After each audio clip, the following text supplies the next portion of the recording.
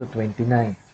Therefore, whosoever heareth these sayings of mine, and doeth them, I will liken him unto a wise man which built his house upon a rock. And the rain descended, and the floods came, and the winds blew, and beat upon that house.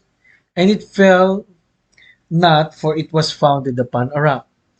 And every one that heareth these sayings of mine, and doeth them not, shall be likened unto a foolish man, which built his house upon the sand. And the rain descended, and the floods came, and the winds blew, and beat upon the house. And it fell, and great was the fall of it. Kaya, mga minamahal, ano po? And it came to pass, verse 28, tuloy na natin. When Jesus has ended these sayings, the people were astonished at his doctrine, for he taught them as one having authority and not as the scribes. So, ang katapatan sa Diyos, ang buhay mo ay nasa bato si Jesus at hindi sa buhangin. At sabi ro nang dumating ang matinding ulan ay hindi natinag. Yung doon sa sand, natinag. Loyalty to God. No, darating ang time, magka-problema tayo. Pero ba't ba tayo nasimba dahil wala lang problema para pagpalain? E paano kung di na tayo pinagpapala? O parang hindi natin na-feel na tayo pinagpapala? Number two, paano kung dumating yung time na tayo po ay i-test ng Diyos? Ano po? Lalo na po doon sa ating mga relasyon, no? Sa ating pong hanap buhay. Malalaman ho kung kanino talaga tayo kumakapit eh, no? At kung talagang priority natin ang Diyos o talagang ang mahalaga ay ang Diyos. Pangatlo po,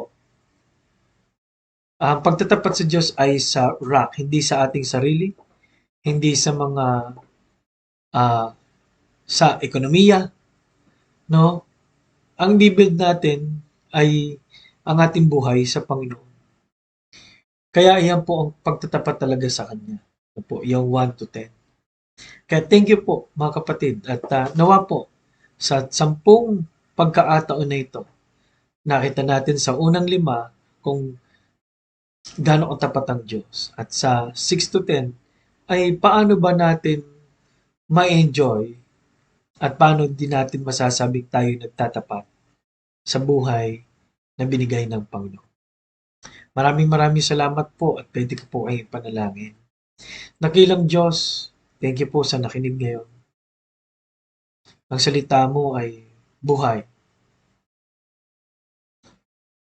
At ito'y pagkain namin. Ito po ay ilaw namin. Ito po ay lakas namin. Kaya Lord, yung nakikinig Lord, palakasin mo. At Lord, turuan mo kami, paluguin mo kami. Lagi kayong mangusap sa aming buhay. Salamat po sa church. Salamat sa mga kapatiran. Salamat po sa mga araw na ito. Na hindi po perfect, no? May problema sa libutan ito.